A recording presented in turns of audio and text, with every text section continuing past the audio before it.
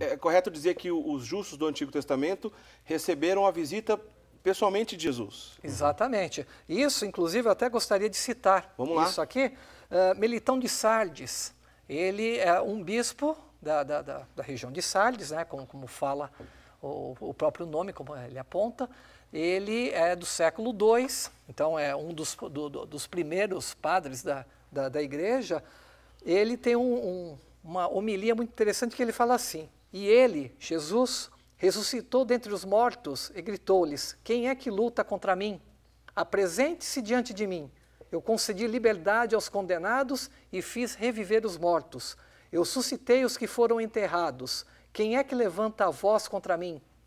E prosseguiu: eu sou o Cristo, eu sou aquele que destruí a morte e triunfei sobre os meus inimigos. Eu destruí o Hades, que é a região dos mortos, eu destruí o Hades e o forte, conduzindo o homem até as alturas do céu. Eu sou o Cristo. Que coisa belíssima. Belíssimo, né? Mas olha, eu só quero ressaltar, para além da definição do que seja, não é, a história da mansão dos mortos, eu acho que o principal é sobretudo a gente perceber que Jesus é solidário, né, com a humanidade até na sua morte. A descida de Jesus à região dos mortos, à mansão dos mortos, ao lugar dos mortos, onde quer que seja. Limbo dos patriarcas também é usado. É para dizer, ele foi lá resgatar também a humanidade padecida, a humanidade que morre, o homem que morre, a criatura que desce a esta mansão. Isso é o principal, né? A solidariedade do Cristo com a humanidade também na morte, né? Desceu para de lá tirar a humanidade, para resgatar os que jaziam nas trevas. Muito bonito. Eu disse aqui que é usado também o limbo dos patriarcas. Esse, então, como a gente está dizendo aqui, é artigo de fé. É aquele local onde Cristo foi, então, resgatar aquele local, aquele estado onde Cristo foi resgatar os justos do Antigo Testamento que não tiveram passado pela redenção que ele estava fazendo naquele momento. Agora, o limbo dos infantes, que é uma outra coisa, é aquela história de que quando a criança, por exemplo, morreu sem batizar, que ela poderia ir para esse lugar. Isso a igreja nunca afirmou, a existência desse limbo dos infantes.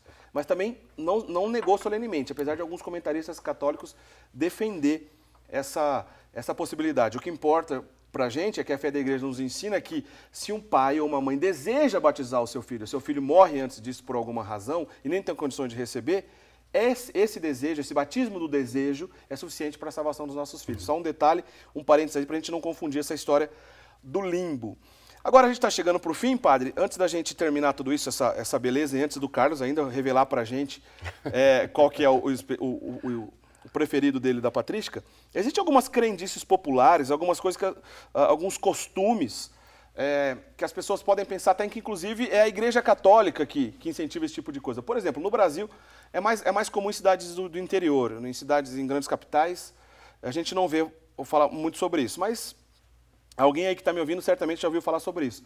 A história de fazer a malhação do Judas, de fazer um boneco, como se representasse o Judas, o apóstolo que traiu Jesus, e começar a bater nesse boneco. Isso não é um costume da Igreja Católica, né? Não, nem é católico, muito menos cristão, no sentido de que não é descontando, não é uma vingança sobre Judas que vai acrescentar nada à nossa fé, não é?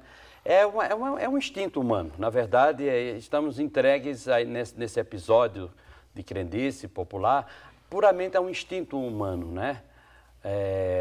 O Judas é também um adjetivo que muitas vezes se usa quando a gente quer agredir alguém, né? Seu Judas, para dizer seu traidor, não é? Como se é um termo para agredir, não é? Fazendo memória dessa tragédia na vida dessa criatura, né? Também de Deus, né? Que traiu o Senhor. Mas não justifica por isso um episódio de violência, né? Provavelmente o próprio Cristo não desejaria isso para ele, né? Nem para ninguém, porque é próprio da fé cristã o perdão, a compreensão, a fraternidade, né? E muitas outras crendices que nascem ao redor desta e de tantas outras celebrações, né? Por exemplo, é comum também nesse dia ninguém varre a casa. Não se pode varrer a casa na sexta, ontem, não é? E hoje também no sábado, até a vigília não se varre a casa, né? Para quem tem preguiça, é uma crendice maravilhosa essa, né? Não varrer a casa. Não tomar banho, tem gente que não toma banho. nem na isso sexta. É uma né? crendice complicada isso aí. mas se envolve... o importante é a catequese, o estudo, a busca da igreja na sua tradição, na sua inspiração litúrgica e espiritual, para se livrar desses outros elementos, aderidos aí ao corpo bonito da celebração e da espiritualidade deste dia. Afinal de contas, ninguém ama o que não conhece. Carlos Nabeto, quem é o seu personagem preferido da patrística e por quê? Muito bem. Bom, falar dos Santos Padres e também dos escritores eclesiásticos, para mim é uma grande honra, já que eles me trouxeram novamente para o seio da igreja. Eu acho que eles foram guias fundamentais. Nunca eu vou, digamos assim, pagar a minha dívida, né, com tudo aquilo que eles ensinaram. Né? Bom, agora com relação a escolher um entre tantos personagens é uma coisa assim extremamente complicada. Mas eu tenho uma pequena predileção por Santo Ireneu de Leão. Por quê? Ele foi um bispo da região francesa, né, da cidade de Lyon, mas ele foi uma pessoa que ele tinha uma grande preocupação catequética. Então, existe um livro que poucas pessoas conhecem, chamado Demonstração da Pregação Apostólica, em que ele apresenta praticamente toda a história sagrada, desde a criação de Adão até a ascensão do Senhor, assim, digamos, que eu cheguei a traduzir, está publicado também pela mesma editora, e ele traz essa preocupação catequética. Fora isso, ele também é um apologista.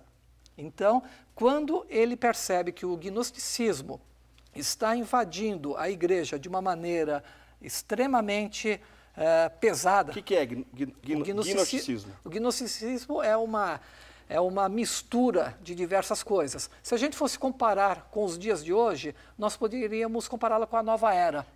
Gnose significa conhecimento. Conhecimento. Mas veja, a pregação de Jesus é pública. Então, a pregação de Jesus é pública e a pregação da igreja é pública. Nada se esconde com relação ao ensino. Já os gnosticistas, o que eles faziam? Eles tinham os eleitos, aquelas pessoas os iniciados, né? Os iniciados. Uma panela. Uma panelinha que recebiam conhecimentos especiais, só que eram conhecimentos esotéricos. E, entendi, com base nesse conhecimento esotérico, eles seriam iluminados, coisas assim do tipo. Então, Santo Ireneu, o que ele faz? Ele vai conhecer perfeitamente o que é a gnose, todos os sistemas diferentes de gnose, e ele escreve 5 livros para desmascarar esse tipo de ensinamento secreto. Entendi. Então ele é o meu favorito, assim, um pouquinho acima dos demais. Convenceu, está bem explicado. O meu preferido... Não vale Santo Agostinho. São Justino Mártir, porque foi o primeiro ali que começou a organizar o pensamento católico com a filosofia grega, deu a vida por isso e por tanta coisa que combateu. Você tem algum preferido, padre? Agostinho. Agostinho. Não vale Santo Agostinho. Não teve jeito, foi para Agostinho, vale, mas também é difícil, né, não gostar de Santo Agostinho, né? Agora você entende por que a igreja pede que todo sacerdote tem que estudar filosofia, tem que estudar teologia, passar por questões como essa, entre outras, que faz parte da formação do sacerdote e certamente é muito rico também para os leigos. Quem tiver condições, vale a pena estudar esse tipo de coisa. É interessante com relação a São Justino, porque São Justino, ele também está ali no século II, bem no início, logo depois da morte dos primeiros apóstolos, e ele faz uma descrição da missa. E se você ler a descrição da missa, você vai perceber que a descrição é fundamentalmente a mesma que nós temos ainda hoje. É uma coisa muito interessante. Então, excelente escolha com relação ao São Justino também. Muito legal. Padre, para a gente encerrar, queria que o senhor desse um recado aos nossos telespectadores. Vale a pena mesmo ir nessa celebração que acontece daqui a pouco? Com certeza. É a mãe de todas as vigílias, né? Como nos disse o Santo Agostinho e nós repetimos aqui. é fundamental, eu diria, não é? Agora, vá com esse espírito de quem quer beber, não é? De quem tem sede e sabe onde está a fonte, não é? Você não vai para um espetáculo, você não vai para um passatempo, você vai para uma ação da sua fé, não é? Então vá com uma disponibilidade interior para mergulhar nesse mistério litúrgico da celebração desta noite. Tá certo, bacana. Vamos relembrar aqui o título, essa obra interessante que o Carlos Martins Nabeto escreveu. Está aí na sua tela, só dá uma olhada. É A Fé Cristã Primitiva, coletânea de sentenças patrísticas. É um estudo grande, está aí o site Católico Porquê divulgado. Esse Católico Porquê você não encontra só assunto de patrística, né? Vários assuntos relacionados à nossa fé católica, não é isso? Exatamente. E nós temos uma preocupação assim grande com a parte catequética também. Então, diariamente, exceto aos domingos, diariamente nós publicamos 4, digamos que textos. O primeiro texto relacionado a qualquer tema apologética, Bíblia, etc. E 3 textos menores catequéticos, né? Objetivos, claros, tentando demonstrar tudo que diz respeito à doutrina, à disciplina e à moral católica. Bom, faz o seguinte, qualquer dúvida, você está vendo aí na tela o Facebook do Carlos Nabeto, qualquer coisa você entra em contato com ele. E para ter mais informações sobre o site, conhecer sobre outras pessoas que escrevem no site, vale a pena, é bem interessante. Agora, levanta um pouquinho esse livro aqui, dá uma olhada, gente, olha só. Olha o tamanho da criança. Olha a grossura, tá vendo, gente? É assunto que não acaba mais. Só esse assunto de patrística acho que dá para ajudar o resto da vida, não dá, não? Com certeza. E isso porque não estão as obras, aqui estão apenas trechos de obras, mas tem bastante coisa. Aqui temos 4.970 sentenças patrísticas.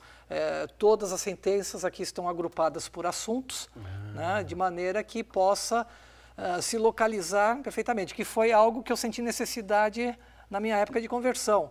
Então, se a gente estava discutindo, por exemplo, sobre o papado, o que é que os primitivos padres falaram sobre o papado? Então, aqui nós temos todas as citações que forem. Exatamente. Então, tudo separadinho por assuntos e subassuntos. Muito bom, parabéns. Muito obrigado, então, pela sua presença. Eu que agradeço. Padre Assis Júnior, muito obrigado. Aliás, Padre Francisco de Assis Júnior, deixou bem claro que ele é xará do Papa. Padre Francisco de Assis Júnior. Só rapidamente, será que o Papa homenageou São Francisco Xavier ou Francisco de Assis com o Francisco? O que o senhor acha? Não. Isso já ficou claro que é o Francisco de Assis, né? No entanto, tem uma junção, não é? Ele também é de uma congregação, não é, que tem um Francisco, não é? Um grande Francisco Xavier que evangelizou. Exatamente, missionário, né? O Oriente. O catolicismo no Oriente. Então, deve ser uma junção, mas o acento está no Chico de Assis. De qualquer forma, os dois são bem-vindos, né? Padre, mais uma vez, muito obrigado pela sua presença. Que agradeço. Obrigado, Carlos. A gente vai ficando por aqui. Esse programa, tenho certeza que você aprendeu bastante coisa. Eu mesmo aprendi muita coisa. E a gente se encontra numa outra oportunidade. Estudem e vivam essa bonita fé católica que vale a pena. Até uma próxima. Tchau, tchau.